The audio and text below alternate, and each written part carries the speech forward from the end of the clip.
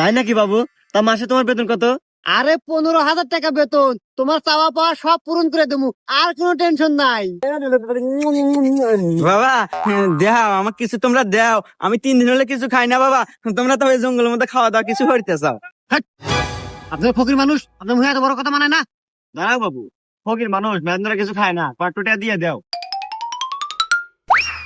এই ফকিরের নেই জঙ্গলে এসে শান্তি নাই, এই বিক্রি কয়টাই না জানি কামাই হারান।